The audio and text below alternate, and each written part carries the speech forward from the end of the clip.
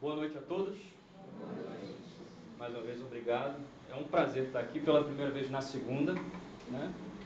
Com satisfação a gente se devotou ao estudo, que é bastante interessante. Espírito e a carne, né? O objetivo aqui é a gente falar um pouco, apesar de parecer tão distinto, a gente fala às vezes do espírito, a gente fala da matéria, né? A carne aqui no sentido da matéria, nosso corpo material. Apesar de parecerem tão distintos, tão longe um do outro, eles estão intimamente ligados. É através dela que a gente tem essa experiência que a gente vive aqui na Terra. Então, para começar o tema, a gente já viu aqui, o Espírito e a Carne, ele foi tirado do livro Paz na Terra, de Richard Simonetti. O tema é bastante interessante e eu, na leitura que fiz, nos estudos, nas reflexões, vou trazer para vocês de uma forma, talvez no início vocês possam pensar, poxa, mas o que tem a ver uma coisa com a outra? Mas tenho certeza que no meio para o fim vocês vão entender onde nós queremos chegar. Então, para começar, a gente vai falar de espírito. Espírito é essa individualidade, essa criação divina. Somos nós. Cada um de nós aqui somos um espírito, na experiência na carne.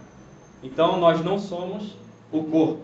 Muitas vezes, nos pegamos falando assim, não, porque o meu espírito, né? O meu espírito é isso, o meu espírito vai para tal lugar. Na verdade, a gente tem que corrigir um pouquinho, só falar, nós, espíritos, vivemos uma experiência no corpo. Podemos falar, o meu corpo, aí fica mais correto. Então, esse espírito, somos nós, criações divinas, individualidades, não existe nenhum outro espírito igual a nós, em qualquer canto do universo. Cada um de nós somos únicos e Deus nos conhece como nós somos. Nós somos os filhos de Deus. E o Espírito, quando Deus o criou, passado pelas experiências no reino mineral, no reino vegetal, animal e por fim no nominal, ele tem a sua trajetória a cumprir. E nessa trajetória, eu comecei a pensar, o que Deus deu para a gente como ferramenta para evoluir? E aí veio diversos ícones aí espirituais, da filosofia, né, diversos mestres, podemos colocar assim, falando a respeito de um conhecimento que Jesus, apesar de ter enfatizado bastante, já era ventilado por outros espíritos de escola, bastante, que é o amor. Esse amor eu entendi, através dessa reflexão, como uma ferramenta que Deus nos oferece para que nós possamos evoluir. E aí nós pensamos, tá, mas o amor ainda assim, esse tema é muito vasto, talvez seja até um pouco abstrato demais para que nós possamos compreender. Mas o amor nada mais é do que o exercício da caridade. A gente pode entender o amor como exercício da caridade, uma das manifestações do amor. E a caridade, enquanto espíritos, nos força a relacionar com os outros, principalmente. A gente pode exercer a caridade para um animal, para uma planta, para os nossos amigos espirituais, fazendo preces por eles, mas especialmente para nós que estamos aqui vivendo uma experiência na carne, é através da caridade que a gente vai conseguir alguma evolução. E aí faz-me lembrar Kardec, quando dizia que fora da caridade não há salvação. Foi muito ousado, muito corajoso até, no momento, no século XIX, quando a religião predominante acreditava que fora da igreja não há salvação, Kardec vem fazendo uma outra leitura a respeito do Evangelho, como a gente pode ver no Evangelho segundo o Espiritismo. E nessa leitura, a gente vê que a caridade ela não está nos atos exteriores. Kardec, enquanto a igreja dizia que o que estaria mais, vamos dizer, franqueado a participar do reino dos céus seriam aqueles que fossem batizados, que participassem das ceias, que fizessem todos aqueles rituais que a gente conhece da tradição católica, da tradição protestante, enquanto eles acreditavam que aquelas pessoas que fossem à igreja todos os dias, ou cada uma vez por semana, que estariam mais aptas ao reino dos céus, Kardec, na leitura que para nós faz mais sentido, disse que fora da caridade não há salvação. E quando ele fala isso, ele exclui qualquer religião. Ele exclui qualquer plaquinha que nós queiramos levantar. Exclui do católico, do espírita, do evangélico, do budista. Ele fala da caridade.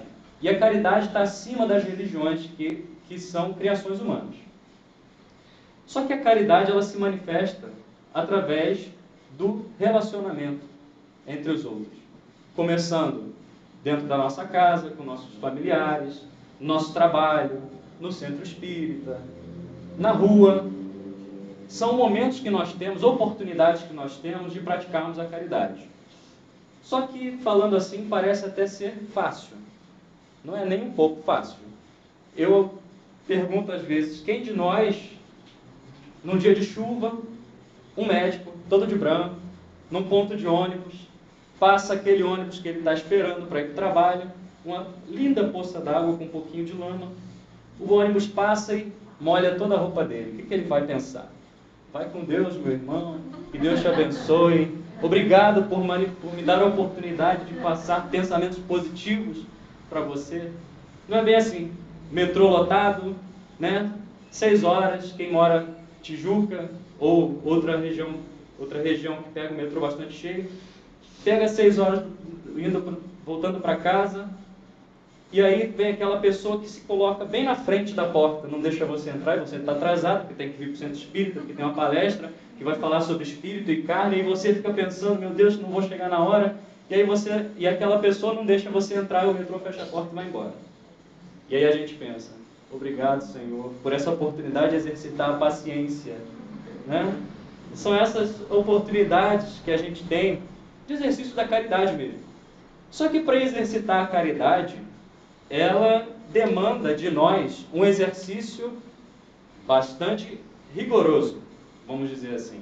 É um exercício que demanda bastante dedicação da nossa parte. Porque para exercitar a caridade, a gente precisa se conhecer enquanto individualidade, enquanto espíritos. E não podemos perdoar a uma pessoa que pode, para nossa visão, fazer alguma coisa de mal para a gente, se a gente não entender que aquele outro irmão que também está vivendo a sua experiência na carne, tem as suas dificuldades, tem as suas bagagens, né? A gente tende a pensar só na gente. Não, que eu vou para o centro espírita porque eu não consegui entrar no metrô, porque ele me molhou a minha roupa que eu lavei com tanta dedicação. Então a gente só pensa na gente. E a caridade tem que pensar no próximo. E esse exercício de pensar no próximo só é possível quando a gente começa a se conhecer. E aí a gente vai falar um pouquinho mais sobre isso mais à frente. E com o trato social, nos relacionamentos, dentro de casa, no centro espírita, qualquer lugar que nós tenhamos algum convívio com outras pessoas, a gente enfrenta essas dificuldades. E essas dificuldades implicam, muitas vezes, em problemas. Porque cada um de nós quer fazer o que achamos melhores para nós. Isso acontece no trabalho, isso acontece em todo canto. A gente pensa primeiro em nós para depois pensarmos no outro. E esses problemas todos a gente começa a pensar, mas eu sou espírita, eu aprendi lá que tem que perdoar 70 vezes 7, eu tenho que fazer o amor, praticar o amor, independente se eu vou receber nada em troca. É muito bonito. É realmente o ideal que nós devemos alcançar. Como o Henrique colocou numa letra de uma música aqui, que a doutrina espírita, vamos dizer que é a receita para a perfeição humana. É aquilo que nós temos de mais puro, de mais perfeito, que melhor fala a nossa razão para que nós consigamos alcançar um nível de evolução ideal para o planeta Terra, para essa vibração que a gente vive hoje. Só que nem sempre é possível e a gente acaba esbarrando aqui, esbarrando ali, e passamos por diversos problemas. E falando disso, a gente precisa falar da reencarnação. E quando a gente fala em espírito e carne, a gente pensa como que a gente começa esse vínculo com a carne. Então nós fomos criados, seres simples e ignorantes.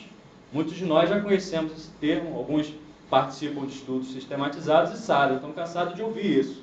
E essa simplicidade e essa ignorância, essa falta de conhecimento, a gente vai resolvendo na medida em que nós vamos criando, tendo as nossas oportunidades de viver na matéria.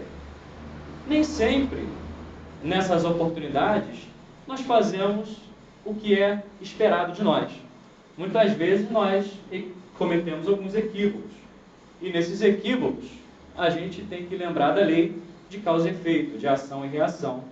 Tudo de bom que nós vamos fazer, aquilo volta para nós de alguma forma. E tudo de ruim que por acaso nós façamos, seja com dolo ou com culpa, seja com intenção ou inocentemente, isso também volta para a gente. Claro, com proporções diferentes, né? Quando a ignorância ela atenua determinadas consequências. E essas oportunidades que a gente vai tendo, vamos experienciando com pessoas, na família, no trato social, cometemos algumas coisas que são boas para com essas pessoas, outras vezes nem tão boas assim. E aí ficamos pensando, será que Deus vai me colocar no inferno porque eu fiz alguma coisa errada para o meu pai? E aí pensando na bondade de Deus, né, se Deus é soberanamente justo e soberanamente bom, como conceitou Kardec, é impossível que nós admitamos que Ele há de nos condenar a um suplício eterno. Veja bem, eterno. Por eu ter falhado uma vez por fraqueza minha, por inferioridade minha, eu vou ser condenado eternamente para um castigo, para queimar no fogo do inferno. Quando a gente pensa em Deus como soberanamente justo e bom, isso não faz muito sentido. E aí eu gosto até de lembrar que era uma passagem evangélica que me dava muito consolo quando eu acreditava ainda que existia inferno, quando eu acreditava ainda que existia céu, da forma com que a gente vê romanticamente em determinadas crenças, que é o seguinte: se um pai da terra sabe ofertar boas coisas aos nossos filhos, aos seus filhos, que dirá um pai que está no céu? Então, por Deus ser soberanamente justo e bom, e saber da nossa inferioridade, porque nós fomos criados simples e ignorantes, e vamos alcançando a evolução na medida em que vamos experienciando novas existências e colocando em prática aquilo que aprendemos no mundo espiritual, ou que nós vamos expiar aqueles erros cometidos. Então, em vez de Deus nos colocar no inferno, seria muito mais útil para a humanidade, para nós como espíritos, que nós tivéssemos uma nova chance, que nós tivéssemos uma oportunidade de reparar o erro que nós cometemos. Assim é que acontece, inclusive na nossa vida social. Nós não condenamos ninguém eternamente. Inclusive, até no sistema penitenciário, antes falávamos de pena de morte, que é parecido, né? Podemos fazer um elo, que é com a condenação sem alguma forma de reparar. Hoje em dia, são poucos os países que têm esse tipo de sistema. Então, se a gente se vale da reencarnação, começamos a entender determinados problemas que vamos estudar um pouco mais à frente. Nessas reencarnações, como a gente já falou, muitas coisas nós acertamos, outras nós erramos. As coisas que acertamos viram virtudes para nós. Pessoas que nós, às vezes, passamos por experiências que conseguimos exercitar muito bem a paciência numa encarnação. Aquilo não se perde, como a gente já viu. O conhecimento todo que a gente obtém durante as nossas existências, eles não se perdem. Sejam eles de cunho moral, sejam de cunho intelectual também. Então, quando a gente tem a paciência, pronto, a gente alcançou aquela virtude. Quando a gente alcançou a tolerância, pronto, nós passamos a ser tolerantes. Mas o contrário também é verdadeiro. Quando nós somos intolerantes, continuaremos intolerantes. Não é o simples fato de havermos desencarnado que nós vamos nos tornar santos. Então, sabendo disso, a espiritualidade, sob a orientação dos nossos guias espirituais, falam: olha, você precisa melhorar esse aspecto. Você está muito intolerante. Você viu como você lidou com os seus familiares na última existência? Você viu como você lidou com os seus colegas de trabalho? Então vamos fazer o seguinte, vamos preparar uma encarnação para que você possa exercitar isso. Só que nem sempre a gente lembra conscientemente de todos esses problemas que nós tenhamos cometido. E aí vale nós lembrarmos do esquecimento do passado, né? Que para nós, apesar de algumas pessoas acharem que isso não seja bom, gostariam de lembrar, mas na verdade, após uma análise mais profunda, a gente vai ver que isso é a melhor coisa que podia acontecer hoje para nós. Porque imaginem só, quando nós, já alcançado uma idade mediana, nossos 30, 40 anos, lembramos de algo de ruim que aconteceu conosco, que nós não perdoamos no passado, a gente lembra da pessoa, a gente sente aquele rancor, a gente sente aquela mágoa, e aquilo fica com a gente. Imagina isso passando de uma encarnação a outra, muitas vezes por várias e várias vidas, onde dois espíritos, por exemplo, passam por diversas vidas, um tirando a vida do outro. E aí, numa existência atual, nós temos a oportunidade desses dois espíritos virem como irmãos. Imagina se ele soubesse, nossa, você interrompeu o meu planejamento da última existência, eu não quero mais viver com você. Aquela oportunidade que eles teriam para se regenerarem, para que pudessem deixar o amor cobrir uma multidão de pecados, não seria possível. E outras coisas mais, porque não é o objetivo aqui da nossa exposição, que mostra que o esquecimento do passado de fato é uma bênção. Mas aí a gente pode, uma mente mais inquiridora pode pensar assim, tudo bem, se eu tenho que recuperar algum erro que eu tenha cometido, como que eu vou fazer isso se eu não lembro? Quem nunca pensou isso? Eu mesmo penso isso de vez em quando, né? Porque às vezes quando a gente está passando por um momento de aflição, e aí tem alguns amigos que falam, não, mas é provável que você esteja espiando alguma coisa. Mas, meu Deus, eu não me lembro, eu queria poder pelo menos entender. Mas é por aí, mais ou menos, que as coisas acontecem. Mas como que a gente pode entender? Como pode trazer isso para a nossa análise, para que possamos melhorar? Existe uma coisa chamada inconsciente. No livro No Mundo Maior, salvo engano, André Luiz, conversando com um dos orientadores da espiritualidade, divide a nossa mente em 3 partes. Vamos dizer, a nossa consciência em 3 partes. A primeira parte, que é o superconsciente, são as aspirações espirituais, voltada para o futuro. Tem a parte do meio, que é da casa mental, lembrei. A casa mental, que é o térreo, onde a gente vive a nossa vida aqui. O nosso trato do dia a dia, ou aqui e o agora. É o nosso planejamento hoje. E tem o porão da nossa casa. Nesse porão não estão só os nossos automatismos, como estão também ali registrados os diversos problemas que nós temos abraçado em outras vidas. Problemas como a intolerância, como nós falamos, podem estar armazenados ali. Ah, mas como que eu posso saber se está inconsciente? Bom, existem várias formas de acessar esse inconsciente. Uma delas, a gente já ouve falar bastante, que é a própria terapia. A psicologia nos ajuda a trazer material desse inconsciente para que nós possamos conscientemente lidar com esse material e nos organizarmos e de forma a alcançarmos o equilíbrio, ou o nosso caminho do meio, como a Graça colocou aqui na nossa prece. Outra forma, que deve ser apenas, é bom enfatizar isso, deve ser apenas recorrida em casos extremos, em casos onde não há outra forma de resolver, por poder trazer problemas graves à psique de quem procura, que é a terapia de vidas passadas. É outra forma.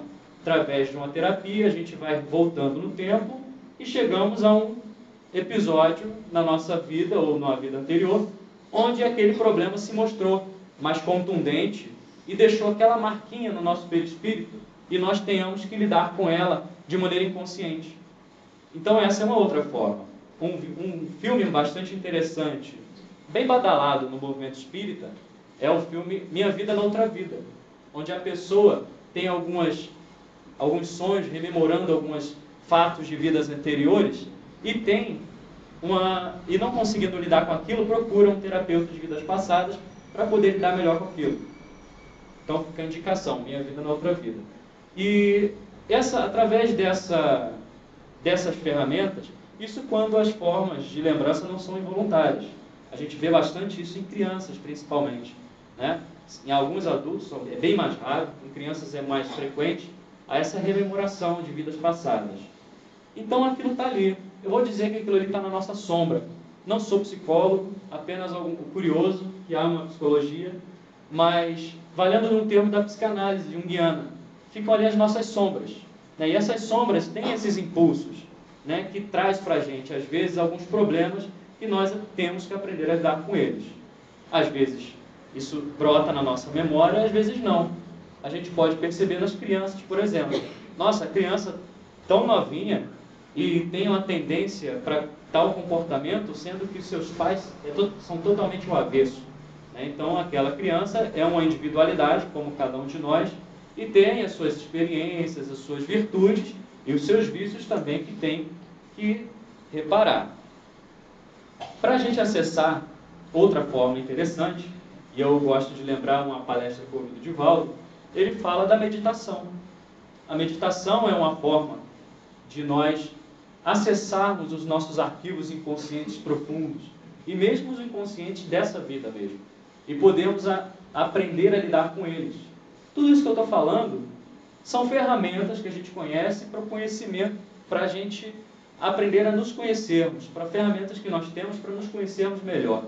E nos conhecendo melhor, vamos conseguir fazer brotar outras ferramentas para lidar com esses problemas, através do conhecimento de si próprio.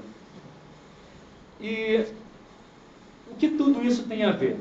Eu vou chegar na ligação do tema do espírito com a carne. O que isso tem a ver?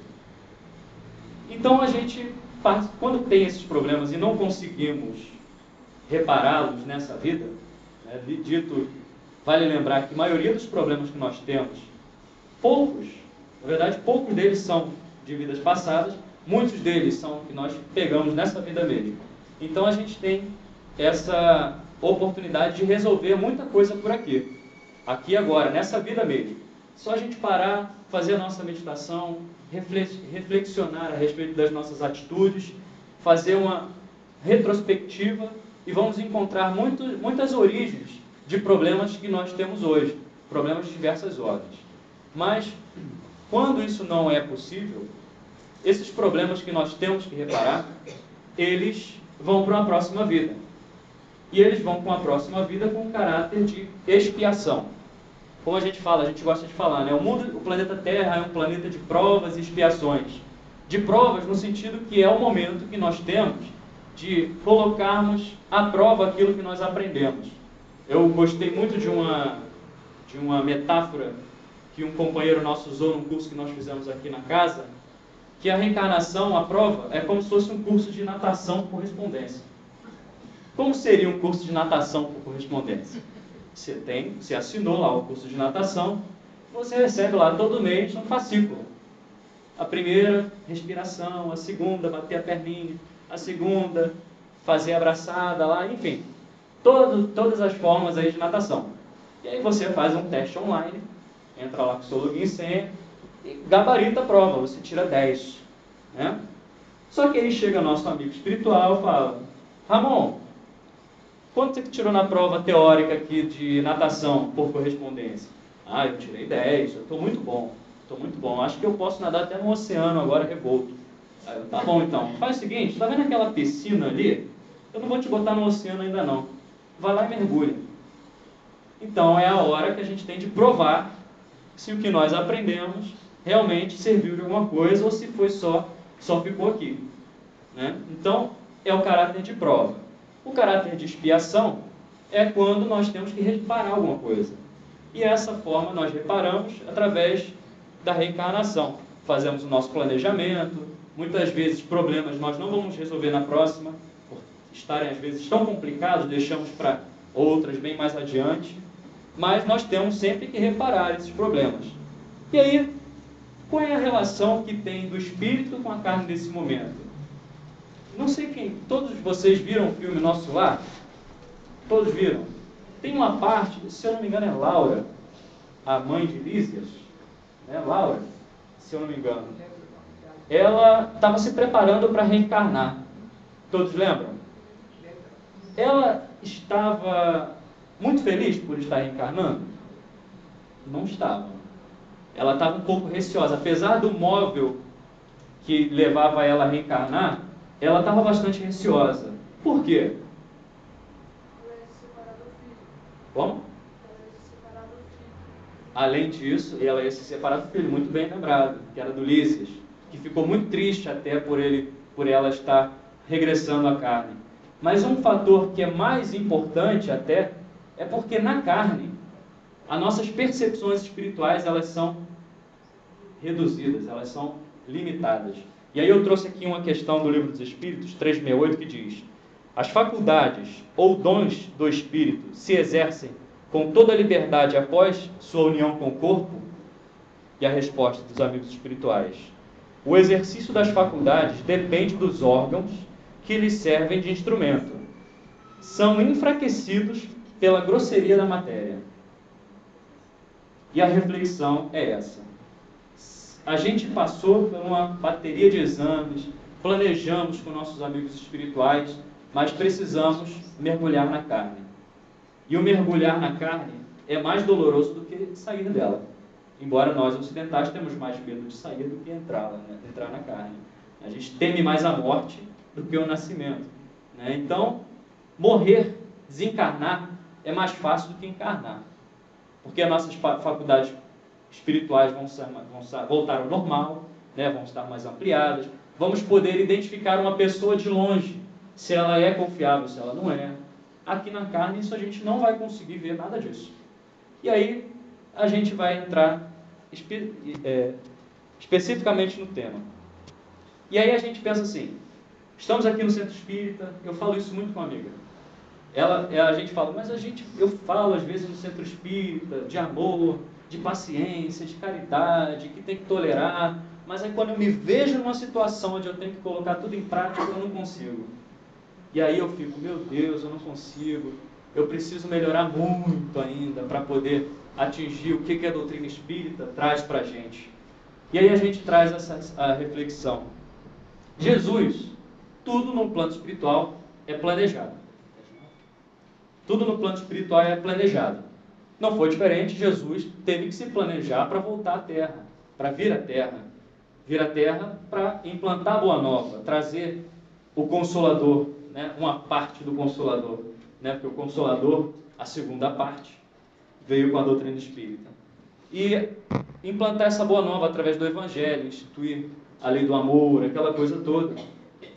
E preparou lá, na espiritualidade, imagina que tinha um monte de espíritos de escola junto dele, né? Jesus lá presidindo uma reunião e falou assim, olha, eu vou precisar de 12 para me acompanhar, porque vai acontecer assim, assim, assado, como todos já sabemos, e eu preciso que alguém continue aquilo que eu comecei. E aí falou, João, Marcos, Mateus, Judas, Tomé, chamou todo mundo. E aí todo mundo, não, Senhor, nós vamos sim, nós estamos contigo, firme e forte. Chegamos à carne e começou toda a problemática da época, que a gente já conhece bastante. Jesus foi crucificado, e aí começamos a analisar algumas posturas de alguns discípulos. A mais contundente, a mais triste delas é a postura de Judas.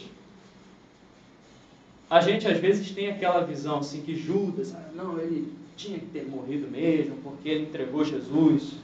Mas alguém já parou para pensar que ele, tendo sido escolhido por Jesus para compor a equipe que continuaria a divulgar o Evangelho, não era um espírito com a evolução mediana, capaz de segurar aquela barra que Jesus deixou com eles, né? E sendo Judas um dos integrantes.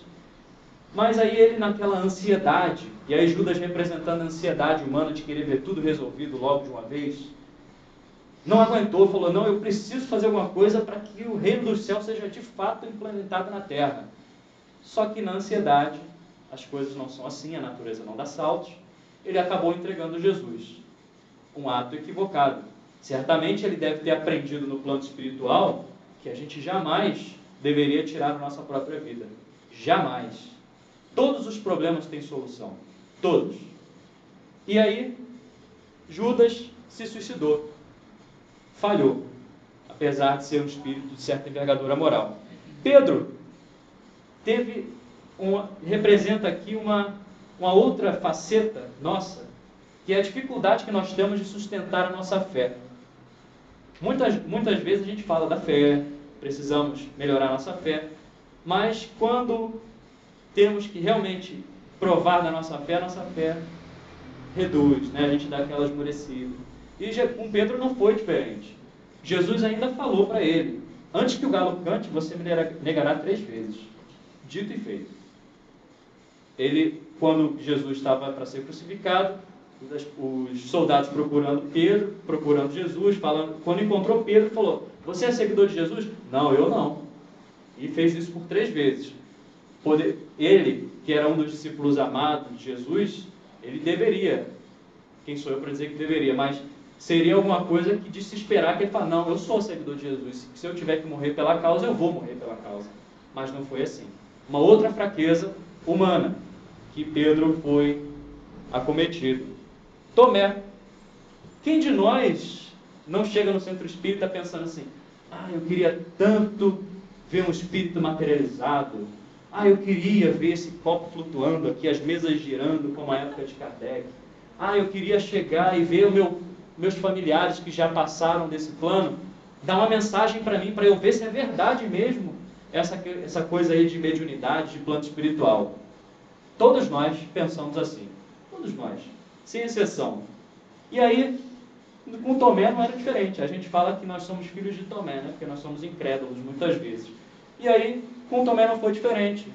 Mesmo Maria tendo falado que viu Jesus, mesmo ele tendo sido morto já, ele apareceu em espírito para ela, falou e ele não acreditou. Ele falou: só vou acreditar se eu vir as mãos dele aqui com as chagas. E aí, dito e feito, ele apareceu para Tomé e falou: aqui, você não queria tocar, agora vem e toca. E aí ele viu que realmente era verdade. Uma outra dificuldade humana, a de acreditar nas coisas invisíveis, né? É engraçado que a gente acredita em tanta coisa invisível, né? Com os raios infravermelhos, ultrassons, infrações, mas a coisa que seria mais natural acreditar, que a nossa individualidade continua, a gente não tem dificuldade, né? E por fim, os demais discípulos, quando Jesus estava crucificado, todos sumiram, com medo de serem pegos. E aí é outra dificuldade que a gente tem, de segurar a causa e até o fim, ocorra o que ocorrer.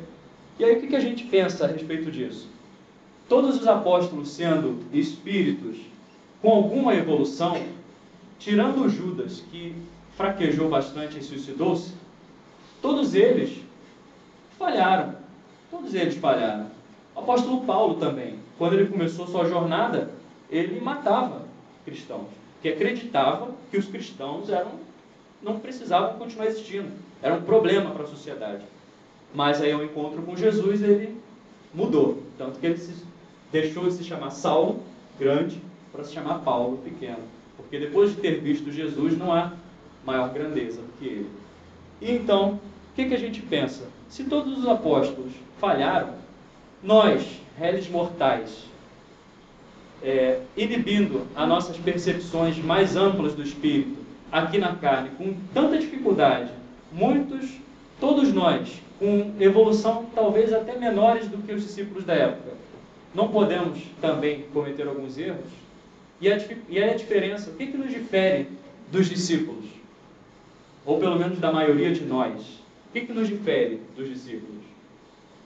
Os discípulos, apesar de terem errado, eles continuaram.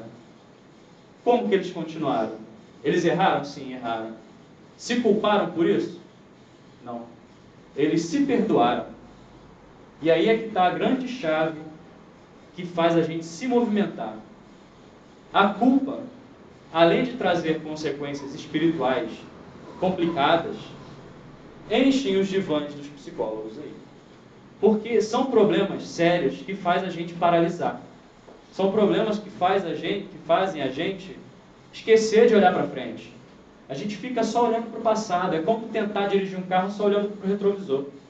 A gente sabe que se a gente ficar só olhando para o retrovisor, a gente vai chegar e vai bater. A gente não vai conseguir andar. E o objetivo é, como que a gente vai conseguir olhar para frente? Nós somos espíritos ainda pequenos, de elevação mediana. Precisamos evoluir bastante. E nós vamos errar. Nós erramos muito e vamos continuar errando bastante. O que difere? Não vamos nos culpar por isso. Não vamos nos colocar como nos colocávamos antigamente no passado.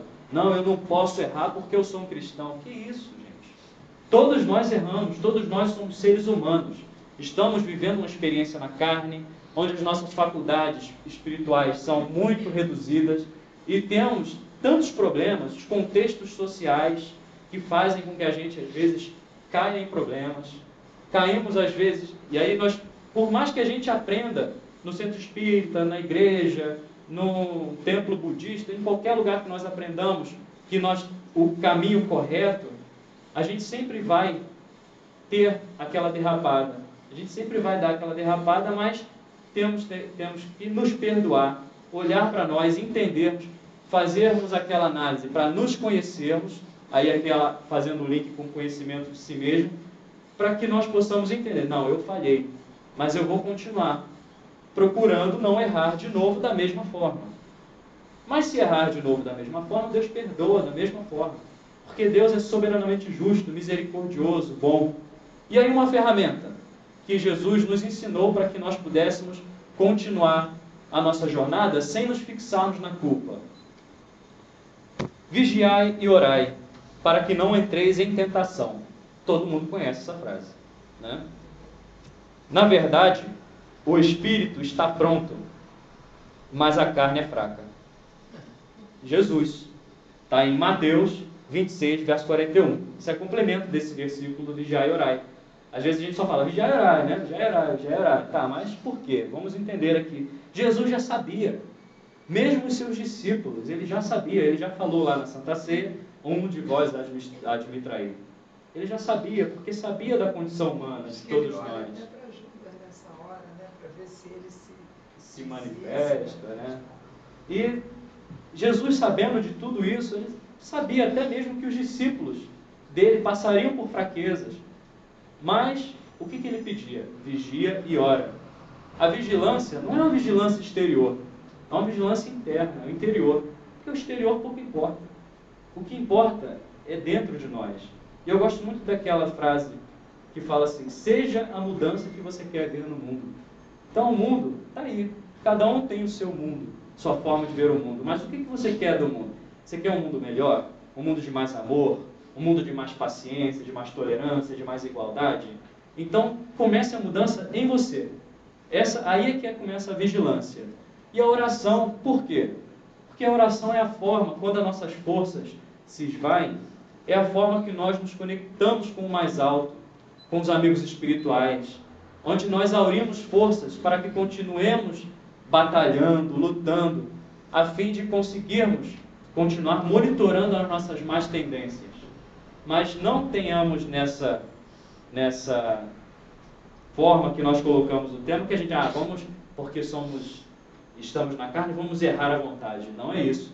Nós temos que ter responsabilidade também, né? Porque Jesus já dizia, Pedro, não fere pela espada, porque pela espada serás ferido. Então, se a gente fizer irresponsavelmente, cometer atos irresponsáveis, nós vamos ter que responder por eles também. E aí vai depender de nós se essa expiação vai ser mais suave ou mais intensa, dependendo da forma que nós tenhamos praticado ou conscientemente praticado. Então, uma frase que eu achei bastante importante aqui, interessante, que Richard Simonetti falou, que disse o seguinte, entre o ideal e a realização, há fragilidade humana. A doutrina espírita é um ideal, ela é a nossa receita, é o nosso referencial. Jesus é o nosso ideal, é o nosso guia e modelo. Mas até a gente chegar lá, gente, a gente vai ainda penar um pouco, a gente vai ter que errar, porque errando a gente aprende. Né? A gente não fala para quem está aprendendo a andar de bicicleta, vai aprender a andar de bicicleta, vai ter que cair. Quando você cai, você depois aprende. Quando estiver tendendo para um lado, você puxa para o outro. Aí você vai cair para o outro, até o momento que você alcança o equilíbrio. Então a vida também é assim. Nem muitas cobranças e também nem muitas leviandades, nem muito deixa a vida correr solta. Aquela do Zeca Pagodinho, deixa a vida me levar. Que não é bem por aí. Tem que alcançar o caminho do meio. Alcançar o equilíbrio. Sem nos cobrarmos demais e sem também deixarmos a coisa, né, andando, porque aí nós podemos sintonizar com energias que não gostaríamos de nos sintonizar. E aí, colocamos que o perdão, o auto-perdão, é uma ferramenta importante nesse processo evolutivo, que a gente vai conseguir alcançar uma evolução legal. A gente vai se perdoando, a gente vai tornar a vida mais palatável. A gente vai entender, nós somos seres humanos, sim, eu errei. Me desculpa, me perdoa, porque eu errei, não vou cometer esse erro novamente, vou continuar a minha trajetória. E a culpa, uma frase que eu ouvi certa vez, eu achei fantástica. A culpa é uma bigorna na nossa cabeça. Bigorna é um ferro pesado, imagina um ferro na nossa cabeça, a gente não sai do lugar. A culpa paralisa, não deixa a gente andar. Então a gente tem que se desvencilhar dessa culpa. Como? Através desse conhecimento de si próprio. E é assim que a gente vai continuar a nossa jornada. Então, para encerrar, a gente já está chegando no nosso horário, uma frase, uma pergunta do Livro dos Espíritos, que é 660, fala da prece. E a prece, particularmente, eu tenho estado muito familiarizado com ela nos últimos meses. Porque Jesus permitiu que as circunstâncias me rememorassem essa ferramenta importante para que nós pudéssemos ter uma sintonia melhor com o alto. E olha, quando a gente estiver passando por problema, mesmo que a prece seja só assim, Senhor, eu não sei nem o que falar, mas você conhece todas as coisas. Ele vai vir ao nosso encontro. Às vezes não conseguimos nem falar nada, só mentalizamos, Senhor, tenha piedade de mim que sou fraco, que eu sou errante. Certamente, se essa prece for sentida de coração, a espiritualidade amiga vai estar do nosso lado, vai nos dar força para que a gente enfrente todas as dificuldades que nós enfrentamos. E aí a pergunta diz o seguinte: a prece torna o homem melhor? E os espíritos respondem: sim. Quem ora com fervor e confiança é mais forte contra as tentações do mal. E Deus envia os bons espíritos para assisti-lo. É um socorro nunca recusado quando pedido com sinceridade. Então a prece sentida, aquela prece de coração, não aquela prece mecânica, que a gente decora às vezes o Pai Nosso e fala às vezes sem saber, sem meditar nas palavras que a gente está dizendo. Quando a gente faz essa prece sentida de coração, ela vai carregada de uma energia tão forte que toca o coração dos nossos amigos espirituais e fazem com que eles nos ajudem. E aí, quando a gente sentir errado, quando a gente vê que cometeu alguma falha contra alguém, ou às vezes contra nós mesmos, em vez de ficarmos presos na culpa que paralisa, vamos fazer uma prece nesse processo de meditação, de conhecer as nossas dificuldades, conhecer as nossas fraquezas, entendermos que somos seres em evolução, que a carne, ela inibe uma série de faculdades nossas, mas também estamos aqui para que possamos superá-las. Não é porque elas inibem que a gente vai deixar as coisas do jeito que estão. A gente procurar superá-las através... Erramos, vamos tentar de novo. E vamos tentando. Temos que ter um exercício para isso. E a prece vai ajudar a gente. Quando a gente pensar que as forças acabaram, a prece vai vir como uma ferramenta que vai ajudar a gente nesse processo. E como já dizia o poeta, quando cair, levanta, sacode a poeira e dá a volta por cima. Que Deus abençoe a todos.